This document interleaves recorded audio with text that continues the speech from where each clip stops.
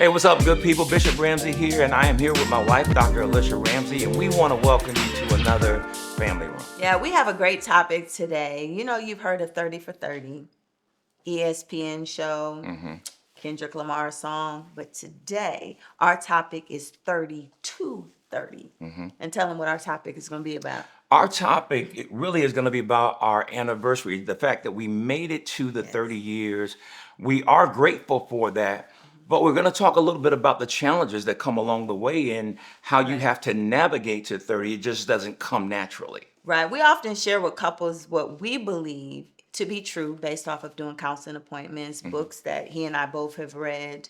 8 years is the average. Yeah. According to the U.S. statistics, Yeah, U.S. statistics. 8 years is how long marriages are lasting today.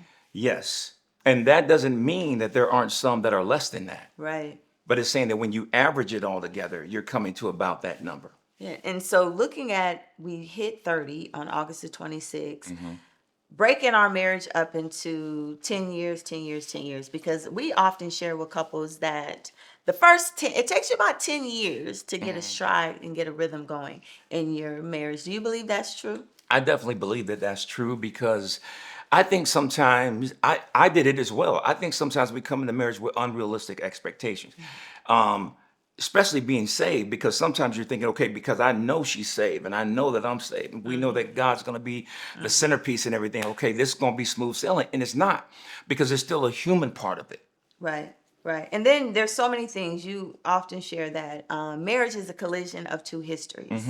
So you have to really know, like some of you married your childhood sweetheart or someone from high school or from college, and you spent time with the family. So you knew their background, you knew how things worked in their family. He and I, we didn't have that. No, we didn't have that. So we had to get to know each other during marriage. And some of you may be in the same situation. And get to know each other's families. And get to know each other's family. So in that aspect of it, I truly believe that our first 10, we were getting to know each other.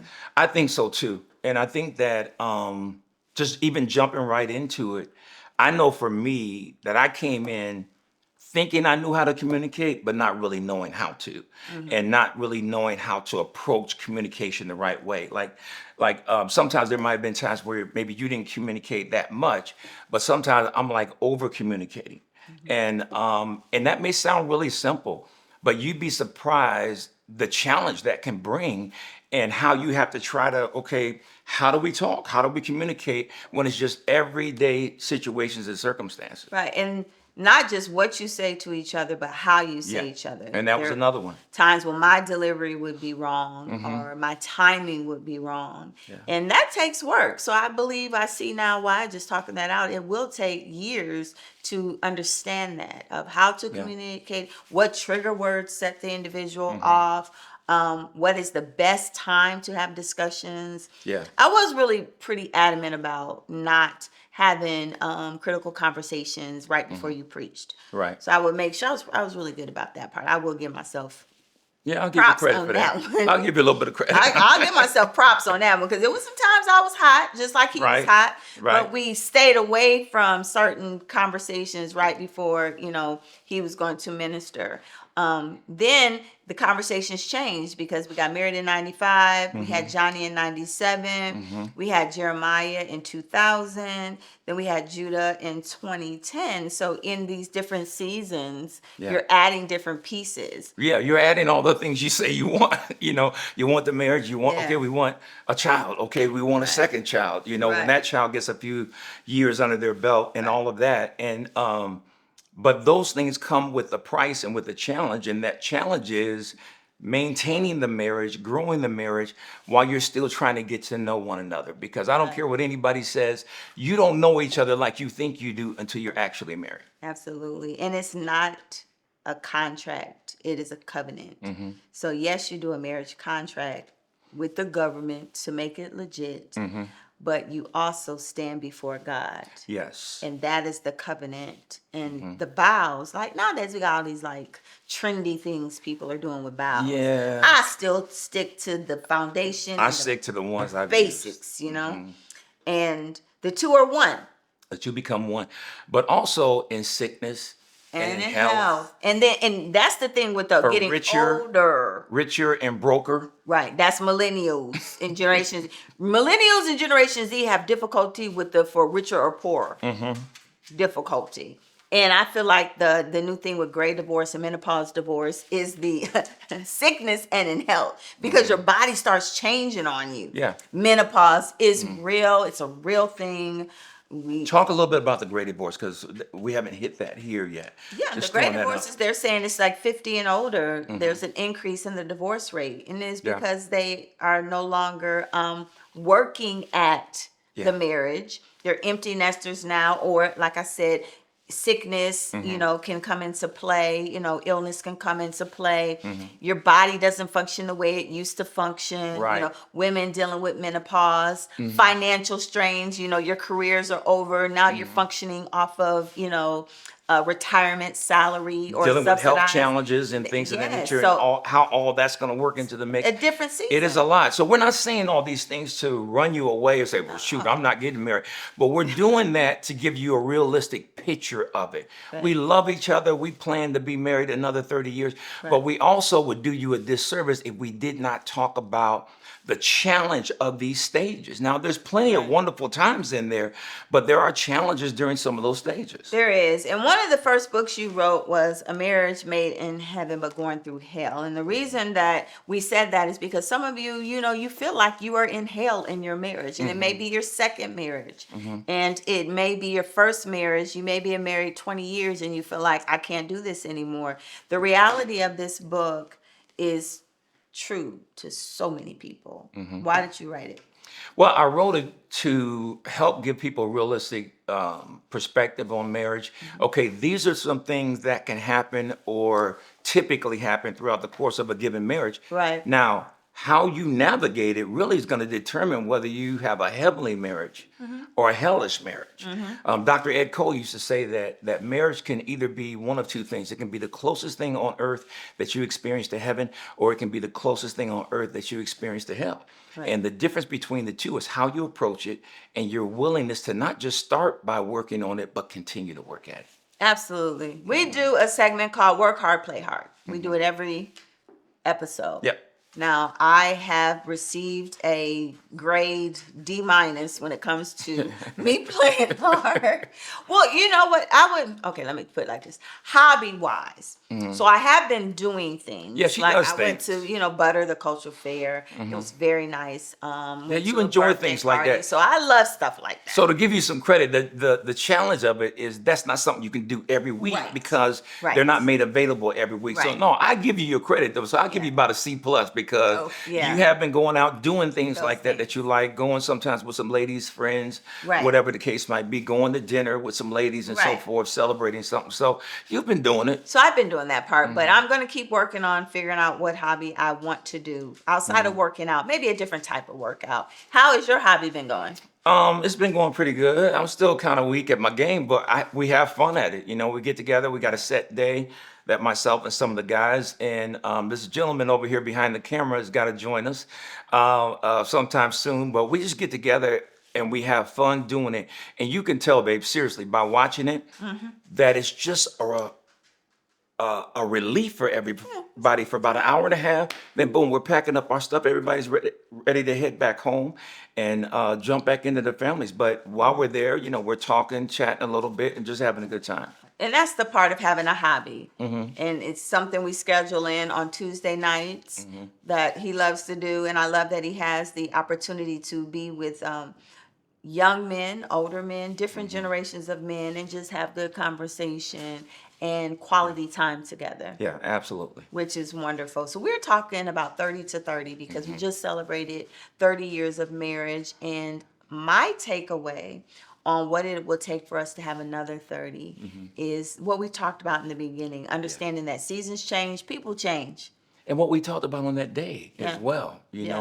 We didn't do the normal 30-year wedding celebration. We started it off with a conversation and just really talked about, because we've talked about that so many times, that during different seasons of marriage, you have to recognize certain seasons and sit down because the things that met the needs the last season don't meet them now. So Right. what are the current needs? How can I best do this and how you can best meet my needs in this particular area? And I think those are the things that cause marriages to ultimately last. Now, sometimes those can be contentious conversations. They can be Right. intense.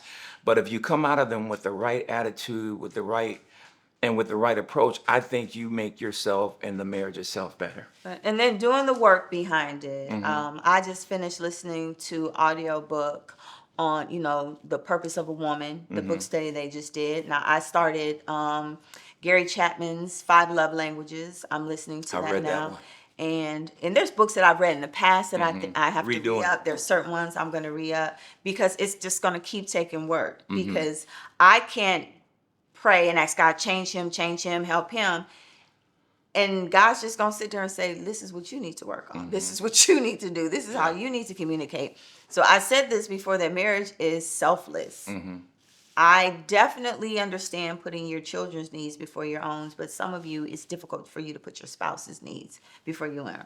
I feel that it is easier for women to do I do too. because we are nurturers, we are givers, we are Yeah. helpmates. Yeah. We are You used sacrifice to all. we are used to putting our spouse's needs before our own, but I believe men can do it when they're intentional. Yeah, I think we're a little bit more selfish in that respect, and I think that it's something that we have to be intentional about. And that's one of the things that you and I talked about that morning of our anniversary is that being more intentional and then being more consistent. It's easy to start something, Right. but to maintain it is where the challenge comes in, and that's always been a challenge for me. Yeah. So I know that my focus has got to be these next 5, 10 years or what have you, is just to not only set certain things in place, but to consistently be at that. Yes. That's when I know I'm hitting the home run instead of just getting on the base. Yes, and keep no record of wrong. Don't say, "Oh, you stopped again and you did this again." Never compare your spouse to somebody else's spouse. I'm big on that. I don't compare him to anybody. I don't expect Right. him to treat me the way such and such his husband does. Or I've never been that type of an individual. And it's important for you to know that what you have is totally unique to anybody else's relationship. Like walk in that authenticity, walk in that uniqueness, Yeah. and be excited about it. And I think that one of the things that we're trying to do to help people is to get more and more real about certain things, how we deal with them, the fact that we do deal with them, Right. and then how to approach them. Yes. And so that's what you're going to get. You're going to get a lot of this on our family rooms and some of our different segments because we all got work to do. But the benefit of that is that when you put in the work, you also reap the rewards. But you got to be willing to put in the work. And so a lot of times young people go into marriage thinking that, hey, everything's just going to fall in place. And just like us, we realize, no, you got to Yeah. put them in place. Right. They don't just fall in place. Right, it doesn't. So thank you for listening to us talk today. We celebrated our 30th wedding anniversary. If you're just tuning in, go back and watch this in its entirety because I am really thankful that God has brought me into the life of Jonathan Ramsey Sr. and allowed me to be his helpmate. And I'm thankful that I can share this season of my life with him. And as long as I keep that mentality, I truly believe that we can make it another Another 30. because we're partners.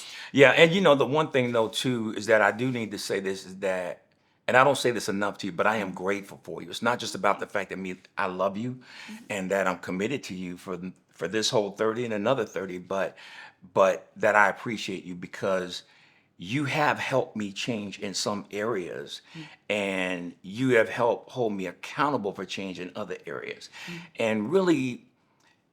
Some things about ourselves individual, it's hard to change on your own. It is. But when you love each other enough to be accountable to each other, and a lot of people can't do that. Right.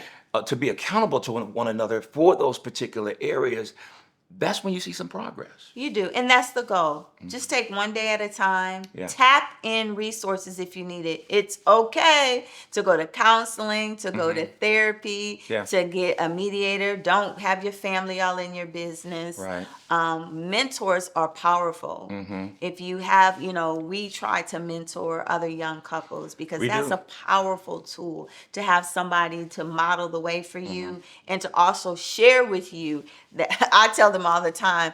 The young mothers will say something to me. I'm like, he's not doing that. What do you mean, First Lady? That's not his responsibility. Right. It's yours. God created us to nurture. God created us to be able to do these things. And don't you think though, as we get older in marriage, that as we've been longer and longer in marriage, sometimes it can be a little bit humorous when you're mentoring another couple or when you're Oh, it is. mentoring one guy one day was fussing about his wife. I said, well, what's wrong? What's the problem that you're this upset? He said, she won't put no gas in the car, or this, that, and the other, and all the other things that he was talking about. And myself and another guy, we started laughing. He said, well, why y'all laughing? I said, man, you might as well just forget it. I said, you want to get delivered from that argument? He said, yeah, how can I do it? I said, just shut up and put some more gas in it when she come home.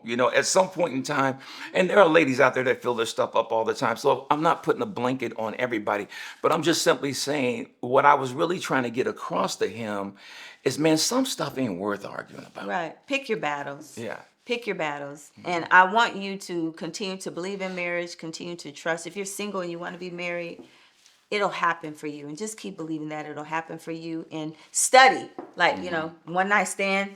Bishop has that book. There are so many amazing books out there, podcasts out there, speakers out there, conferences. Invest in your singleness. You're not lonely. You're just single for this season. So we're going to make sure that we do podcasts in the future talking about singlehood. Absolutely. I think that'd be great. And I think that'd be helpful to a lot of people. I mean, they love it when we get on that subject anyway. Yes. Well, my name is Dr. Alicia Ramsey. Mr. John F. Ramsey Sr. Thank you for joining us for the Family Room.